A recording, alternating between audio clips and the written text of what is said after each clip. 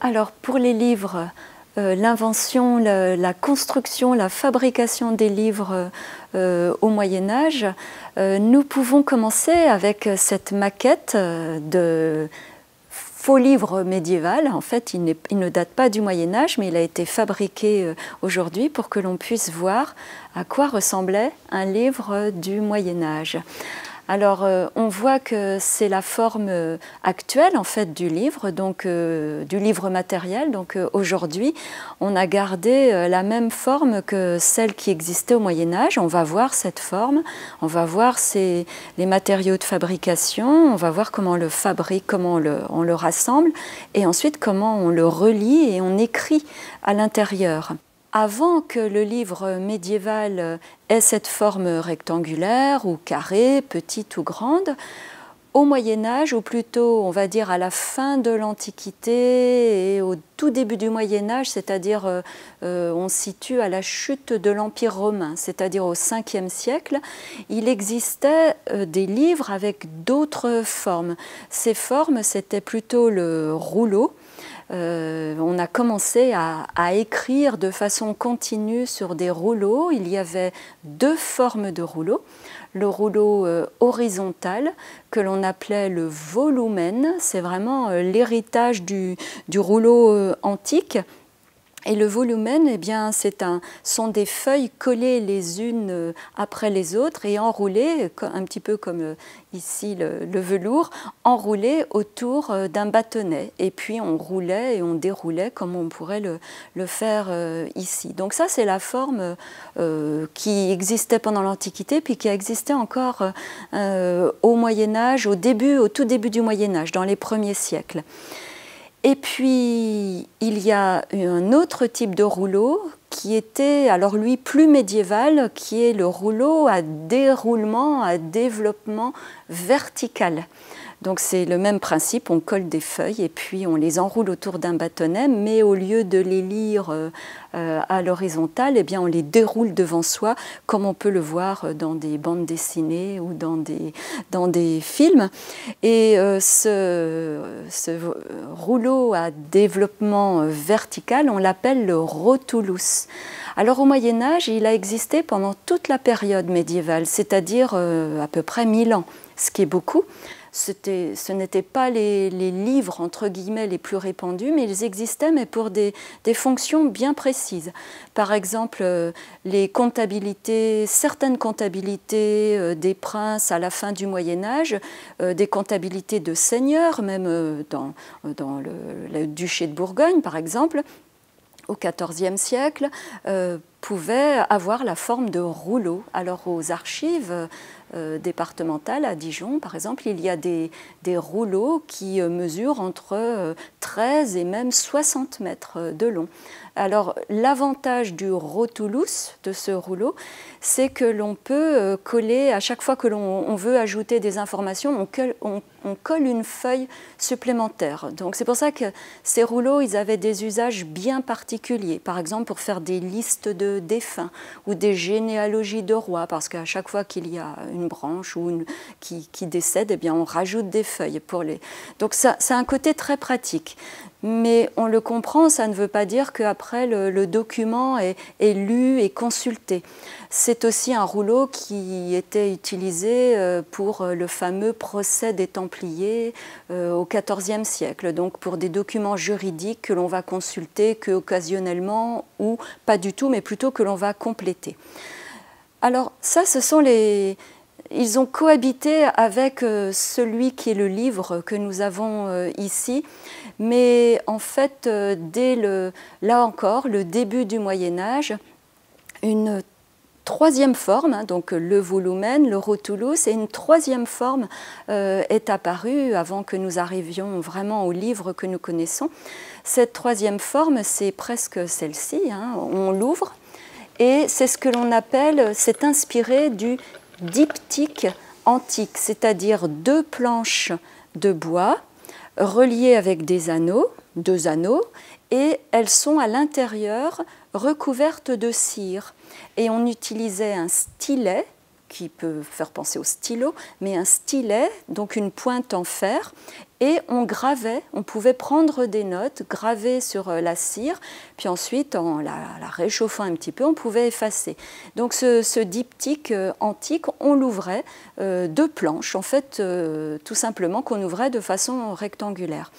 Et ce diptyque de l'Antiquité jusqu'au début du Moyen-Âge, parfois encore un petit peu après, là encore pour des comptabilités royales, eh bien, il a donné la forme au codex. Et le codex, c'est le nom du livre du Moyen-Âge.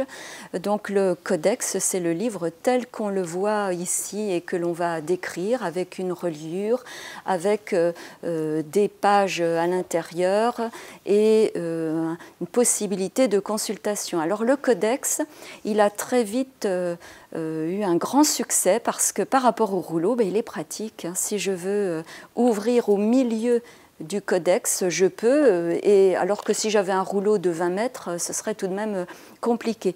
Donc le codex, il a tout de suite été adopté parce qu'il était possible, il est facile d'écrire dedans, il est facile de se repérer, de laisser des marques de lecture, et donc c'est lui qui a été le livre médiéval et qui a laissé la forme que nous connaissons aujourd'hui. Alors ce codex, il a des formes différentes au Moyen-Âge, mais les plus impressionnants, mais ceux qui étaient aussi les plus répandus, ça reste quand même assez modéré, hein, ce n'est pas dans des quantités d'aujourd'hui, ce sont les livres des moines, les grands livres qu'on utilisait dans les monastères parce que c'était les moines essentiellement qui écrivaient et on pourrait voir un grand livre, on reviendra sur cette maquette, mais on pourrait voir un grand livre du Moyen-Âge, un vrai, cette fois-ci. Et merci, et voilà là un grand livre médiéval qui est, on verra comment il est fabriqué, mais donc qui provient de l'abbaye de Cîteaux, donc qui est située à une vingtaine de kilomètres de Dijon, et qui est réputée pour la qualité de ses manuscrits et surtout pour la qualité de ses enluminures. Alors, je ne sais pas, Martine, est-ce que tu peux nous en dire un peu plus sur Cîteaux, sur l'atelier de copie? Alors à Cîteaux, comme dans les grands monastères d'Europe, il y avait Cîteaux au XIIe siècle, et puis encore toujours aujourd'hui d'ailleurs, mais Cluny, chaque monastère avait un atelier d'écriture que l'on appelle le scriptorium ou le scriptorium. On peut le voir dans le fameux film Le nom de la rose, tourné par Umberto Eco, et c'est dans cet atelier que les moines copiaient, écrivaient. Alors là, on peut le voir, on reverra les encres tout à l'heure. Voilà, on pouvait écrire, on écrivait souvent sur 2 colonnes. Alors les livres plus anciens, on pouvait écrire sur toute la page, mais là, on écrivait sur 2 colonnes. On pourra revoir l'écriture. Et puis, au Moyen-Âge, on les enluminait également. Et donc, alors enluminer, ça veut dire plusieurs choses. Voilà, peut-être ici. C'est au folio. Ou ici, si tu veux voir une enluminure parmi, enfin un dessin, une enluminure. Les enluminures, elles ont plusieurs, ça recouvre plusieurs types de décoration. Il y a là, c'est un dessin à la plume avec des couleurs qui prend toute la page. Dans ce manuscrit de Cîteaux, il s'agit du roi David qui tient sa harpe et puis qui est installé dans une muraille défendue par des hommes d'armes typiquement de l'époque féodale. La décoration que l'on appelle une enluminure vient du mot illuminare. Donc l'idée, c'est de mettre de la couleur, de donner de la lumière, d'illuminer de façon concrète et métaphorique le texte qui, pendant toute une bonne partie du Moyen-Âge, mais surtout là chez les moines, le texte qui est un texte religieux, un texte sacré parfois dans certains livres, enfin considéré comme sacré, ou un texte biblique. Donc il y a tout un jeu de dialogue et de métaphores entre l'enluminure qui va représenter là le roi de l'Ancien Testament et le texte qui servait pour les moines. L'enluminure, c'est aussi des initiales ornées. Alors là, elle est ornée de motifs architecturaux, végétaux, animaux, qui peuvent être tout à fait merveilleux, comme on dirait, c'est-à-dire des formes pas nécessairement réalistes, inspirées de l'Antiquité, que l'on peut retrouver parfois dans la sculpture. Et là, chez les cisterciens, avec des couleurs sobres et bien identifiables, de bleu, de rouge.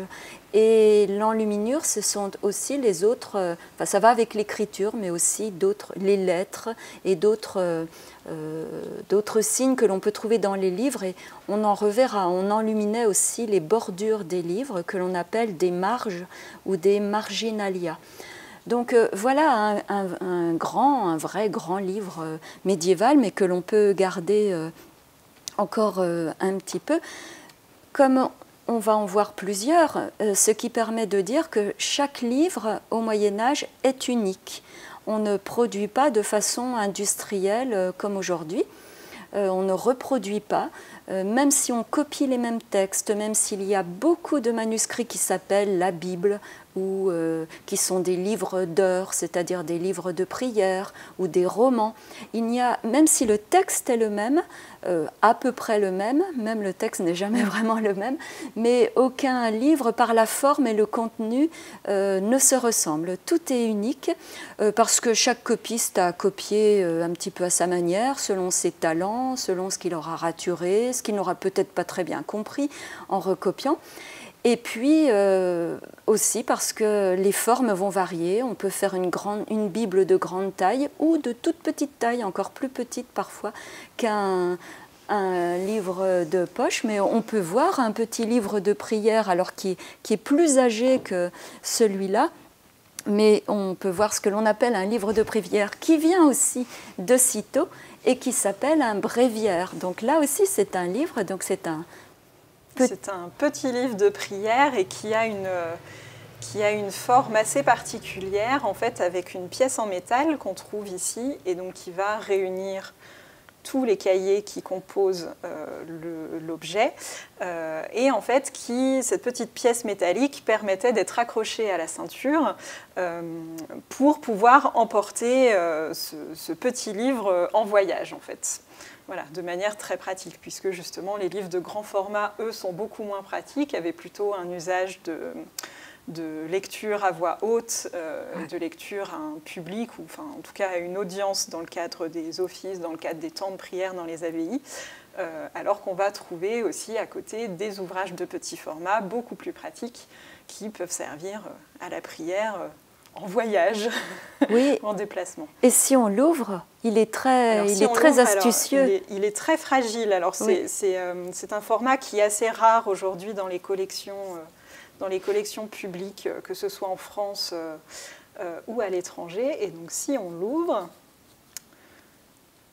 on va voir évidemment que on ne laisse pas une seule miette de parchemin vide et qu'on remplit toute la page, et surtout que c'est écrit aussi petit, et on retrouve ce même système de mise en valeur de certains passages avec l'usage de la couleur. Donc est-ce qu'on peut dire que c'est une certaine forme d'enluminure aussi? Oui, c'est une façon de se repérer dans le texte et de mettre de la couleur, et on voit l'écriture si petite, ce qui nous a fait penser que le copiste était probablement très jeune, avec une très bonne vue.